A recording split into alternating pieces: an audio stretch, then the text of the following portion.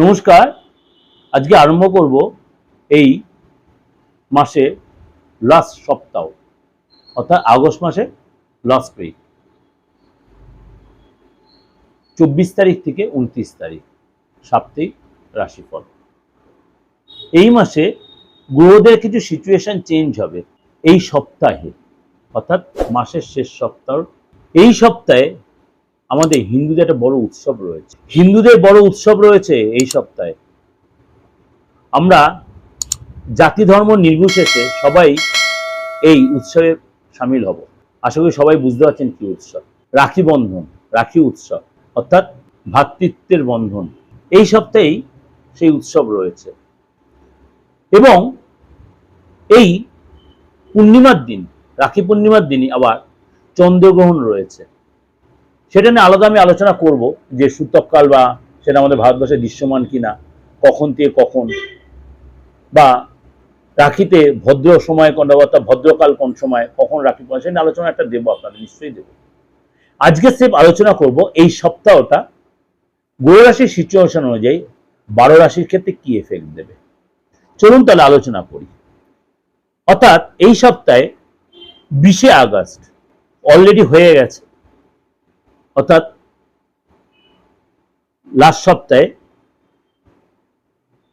শনি মীন রাশিতেই বক্রিয়, সেটা আপনাদের কাছে প্রোগ্রাম কিন্তু অলরেডি প্রেজেন্ট করেছি। সেটা লাস্ট উইকে হয়ে গেছে, তার এফেক্টটা তো দেবেই। এবং 22 আগস্ট এটাও হয়ে গেছে, তার এফেক্টটাও দেবে। 22 আগস্ট বুধ কর্কট রাশি থেকে ছেড়ে সিংহ রাশিতে গিয়ে ত্রিগোই যোগ তৈরি করছে। আমরা আলোচনা করব কিন্তু 24 তারিখ থেকে, অর্থাৎ এই এফেক্টগুলো পাবেন। এবং সূর্য রয়েছে তার নিজ রাশিতেই, অর্থাৎ সঙ্গে ত্রিগোই যোগ তৈরি হচ্ছে, বুধায়িত্ব যোগ তৈরি হচ্ছে। এবং চন্দ্র ধনু, মকর, কুম্ভ এই 3 রাশির মধ্যে আপনার মুভ করবে সোয়া 2 দিন অন্তর।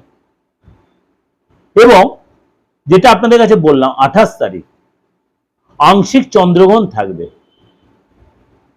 সুতরাং এটা এই যে গ্রহ রাশির সিচুয়েশনটা বা চন্দ্র রাশি বা চন্দ্রের যে মুভমেন্ট, সেটা আপনার ক্ষেত্রে কি প্রভাব বিস্তার করবে।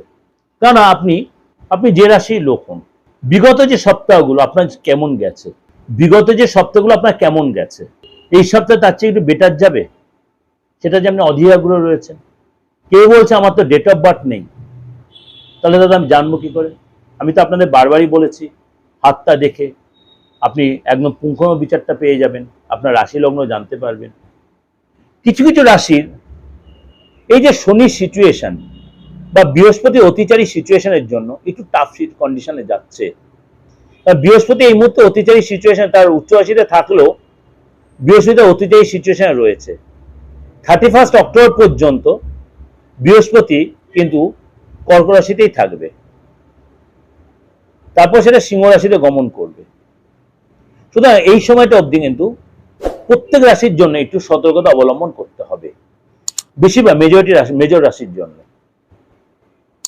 তাহলে আপনার রাশি তার মধ্যে কি পড়ছে?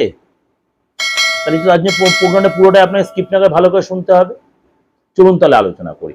কুম্ভ রাশি এই সপ্তাহটা ওভারঅল দেখা যাচ্ছে আপনার হঠাৎ কোনো গুড নিউজ আপনি পেতে পারেন, হঠাৎ কোনো আকস্মিক কোনো ঘটনা, সেটা ভালোর দিকেই যাওয়াটা সম্ভাবনা। ব্যক্তিগত ব্যবসায়িক জীবন আপনার উন্নত হবে, আপনার ডেভেলপ করবে। এই সময় আপনার ক্রিয়েটিভিটি দেখা যাবে, কার্যক্ষেত্রে আপনার নিজের লিডারশিপ দেখাতে পারবেন, নিজের অস্তিত্ব, নিজের কোয়ালিটি শো করতে পারবেন। অর্থ লাভ হবে, অপ্রত্যাশিত ওয়েতে আপনার অর্থ লাভ। এবং আপনার এই সময় কিন্তু জোশ দারুণ থাকবে, কনফিডেন্ট থাকবে। পরিবারে একটু আপ ডাউন হতে পারে, কিন্তু আপনার কাজে ফোকাস করতে হবে। কেরিয়ারে উন্নতির যোগ রয়েছে এবং আপনাকে কিন্তু বাইরে যাওয়ার সুযোগ আসতে হবে, অর্থাৎ ছোটখাটো কোনো ট্রাভেল, কর্মসূত্রে হোক, ঘোরার সূত্রে আপনার ছোটখাটো ট্রাভেল হবে। অর্থাৎ আপনার সময়টা আগের চেয়ে প্রেফারে থাকবে। এক্সট্রা ইনকাম সম্পত্তি নিয়ে লিটিগেশন, সেটা অনেকটা আপনার মিটবে, কিন্তু পুরোটা মিটবে না। কোনো থানা পুলিশ আইনি ঝামেলা আপনি জড়িয়ে পড়তে পারেন। এগুলোকে আপনাকে কিন্তু একটু অ্যাডজাস্ট করে, মেনটেন করে, আর মাথা ঠান্ডা রাখতে হবে। মুখের ভাষা সংযত রাখবেন। কে কি বলছে অবশ্যই শুনবেন, তারপরে তার রিয়াক্ট দেখাবেন। এবং শত্রু আপনার কিন্তু প্রচুর আপনাকে পিছন থেকে আপনাকে চাপে রাখবে, অর্থাৎ গুপ্ত শত্রু আপনার পুঁছো হয়ে তারা আপনার ক্ষতি করার চেষ্টা করবে। এখানটা আপনাকে কিন্তু অনেক বেশি সিনসিয়ার হতে হবে। ভালো থাকবেন, সুন্দরভাবে সপ্তাহ উপভোগ করবেন। যদি দেখছেন কোনো ডিস্টার্বেন্স ফিল করছেন, অবশ্যই কনসাল্ট করতে পারেন, যোগাযোগ করতে, অনলাইন বা অফলাইনে। ভালো থাকবেন, নমস্কার।